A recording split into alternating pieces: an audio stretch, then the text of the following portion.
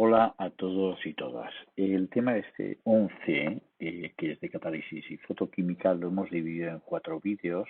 El primero vamos a dar una introducción a la catálisis. En el segundo analizaremos la catálisis homogénea, cortito este vídeo. Después catálisis enzimática y por último la fotoquímica. Bien, vamos a hablar de los principios básicos de la catálisis. ¿Qué es un catalizador? Un catalizador, en esencia, es una sustancia que acelera una reacción, pero no se consume. La misma cantidad de catalizador que teníamos al principio lo tenemos al final, en esencia. Después puede haber pequeñas excepciones. La reacción sin catalizador, por ejemplo, podría ser esta. Reactivo 1 más reactivo 2 pasa a producto 1 más producto 2. Pues bueno, el catalizador provoca un mecanismo diferente que podría ser, por ejemplo, este, no tiene por qué ser este, que el reactivo 1 primero reaccionase con el catalizador para dar un producto 1 y un intermedio, y después el intermedio reacciona con el reactivo 2 para dar el producto 2 y el catalizador. Si sumamos esta reacción y esta reacción, es la misma que la del principio sin catalizar. Luego, por tanto, el catalizador, la cantidad que se consume de catalizador se recupera detrás. Al igual que el intermedio que aparece como en las reacciones consecutivas, pues bueno, en la reacción global no aparece. Bien, ¿cuáles son las características de un catalizador? Pequeñas cantidades provocan un incremento importante de la velocidad de la reacción. Eso es importante, pero es como consecuencia de que se vuelve a recuperar. El catalizador que tenemos aquí se consume y aparece de nuevo aquí, que puede volver a ser reutilizado. Por eso pequeñas cantidades pueden provocar un incremento importante. Además, no modifica los parámetros termodinámicos de la reacción. Si la reacción esta tiene una energía libre de reacción, pues el resultado aquí va a ser el mismo, porque vamos a empezar con un nivel de energía de reactivos y vamos a finalizar en un nivel de energía de productos. Y da lo mismo que para llegar del estado inicial al final, pues utilicemos un catalizador o no. Además, los catalizadores suelen ser bastante específicos, aunque hay a veces catalizadores que catalizan muchas reacciones. También queremos aquí hacer un comentario a los inhibidores, aunque, bueno, primero decir que un inhibidor es una sustancia que reduce la velocidad de la reacción, pero un inhibidor no sigue los mismos mecanismos que los catalizadores. Nosotros en este tema fundamentalmente hablaremos de los catalizadores. Los inhibidores pueden actuar, por ejemplo, bloqueando un catalizador y al asociarse con él no deja que actúe con el reactivo.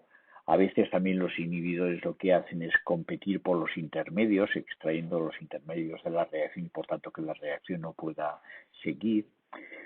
Pero presentan unas características diferentes a los catalizadores que a continuación después seguiremos viendo. Bien, ¿qué hace un catalizador?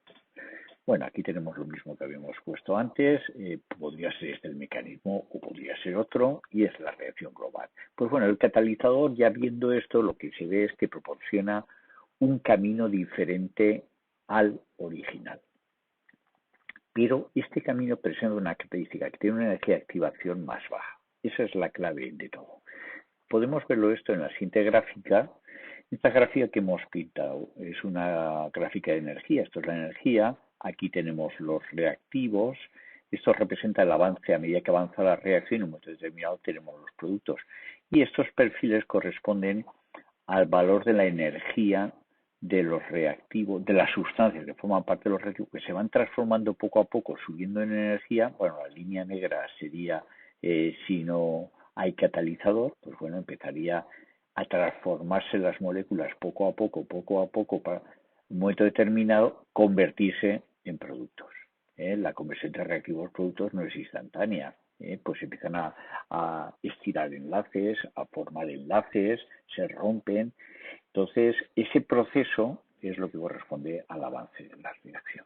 Pues bueno, en ese proceso, las moléculas, imaginemos que esto fuesen dos moléculas que empiezan a cambiar su geometría, su forma, cuando se están juntando cada vez están más cerca y en un momento determinado se transforman en productos.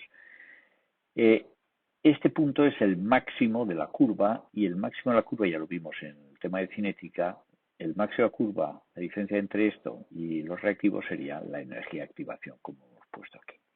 Bien, esto es el camino sin catalizador. ¿Qué pasa con el catalizador? Pues este es el perfil, por ejemplo, que podría tener con el catalizador, con diferentes máximos y mínimos, pero al final el camino este de aquí tiene una energía de activación menor que el camino sin catalizar. Y aquí tendremos los productos. Como vemos, aquí hemos pintado que la diferencia entre las energías R1 y R2 de P1 y P2, pues el incremento de G, la diferencia es la misma para una reacción catalizada que para una reacción no catalizada. Los factores, o sea, la termodinámica del proceso sigue siendo la misma. Bien, para poder entender esto un poco, vamos a plantear una idea. Imaginemos que tenemos miles de personas que hay que cruzar los Pirineos, por lo que sea, por desgracia tienen que cruzarlo, y no hay ni carreteras ni caminos, y se enfrentan, están en España y tienen que cruzar los Pirineos al otro lado, a Francia. Pues inicialmente la gente, por cada uno, pues iría por donde fuese, por donde pudiesen, y tendrían que subir montañas muy grandes.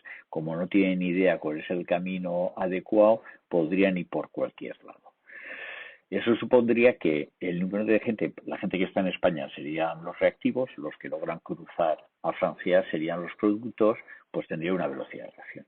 Ahora, ¿quién sería el catalizador? Pues un catalizador podría ser unos guías.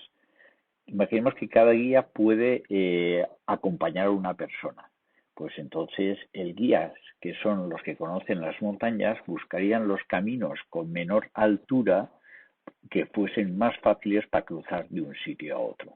Haría que esa persona con el catalizador serían capaces de alcanzar el otro lado de los Pirineos mucho más rápidamente que los otros, que no saben por dónde van y subirán y bajarán por lugares de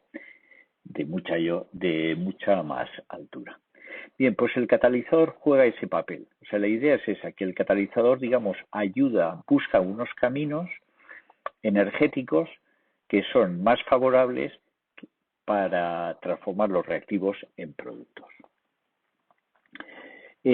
Hay que indicar también una cosa, al igual que en el modelo que he planteado de las personas intentando cruzar los Pirineos, a la vez que los guías, cuanto más guías, más rápido sea la cosa, más catalizador, más deprisa, pero los guías vuelven atrás y pueden coger más personas, o sea, porque el guía siempre se recupera.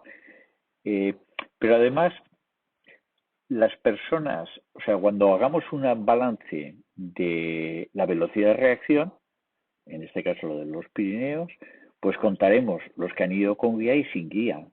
Con esto quiero decir que en las reacciones químicas, a la vez que se está produciendo la reacción catalizada, también se está produciendo al mismo tiempo la reacción no catalizada. Lo que pasa es que como su velocidad normalmente es mucho más baja, pues no suele ser apreciable, pero está sucediendo a la vez. Tipos de catálisis. Podemos analizar tres tipos de catálisis. Catálisis homogénea, donde el catalizador y el sistema reactivo están en la misma fase. Por ejemplo, los fluorocarbonos, los CFCs, catalizan la destrucción del ozono. Este fue el gran problema que tuvimos hace una década. Ahora ya está casi resuelto con la desaparición de estas sustancias que destruían la capa del ozono, porque eran catalizadores que hacían que esta destrucción fuese muchísimo más rápida. Estos, los anteriores que hemos visto, los efectos en fase gas, pero también puede ser, por ejemplo, catálisis homogénea en fase acuosa. Por ejemplo, la hidrólisis de ésteres por ácido. Aquí tenemos el acetato de metilo, que reacciona con el agua para dar ácido acético y metanol. Esta reacción en agua pues es muy lenta. Pero si añadimos ácido, el ácido cataliza esta reacción y va muchísimo más deprisa. Como vemos, estas son catálisis en fase homogénea, las dos sustancias en la misma fase. Catálisis heterogénea, pues el catalizador y el sistema reactivo están en diferentes fases. Por ejemplo, en los coches, uno de los problemas que tenemos en los coches es que una vez hecha la combustión, dado que la combustión no es perfecta, pues salen residuos que no nos interesan y que producen la contaminación en las ciudades, ¿no? Bueno, pues en los coches en los últimos años se mejoraron, pero bueno, no se ha mejorado del todo, gracias a los convertidores catalíticos. Eh, Cuando sale de la combustión, el gas de la combustión, sale una cierta cantidad de carburante que no ha sido consumido en la combustión y CO de una mala combustión. Pues esto pasa por, cuando va por el tubo de escape, tiene un convertidor, una pieza que tiene platino, paladio o rodio y que hace que el CO se transforme en CO2 y que los carburantes, la cantidad de carburante sobrante, termine en una combustión transformándose en CO2 y en agua. Posteriormente, cuando sale de esta zona, llega otro convertidor que lo que hace es eliminar el óxido de nitrógeno que se ha formado por trabajar a temperaturas altas, donde tenemos aquí los catalizadores son o óxido de cobre o el trióxido de bicromo,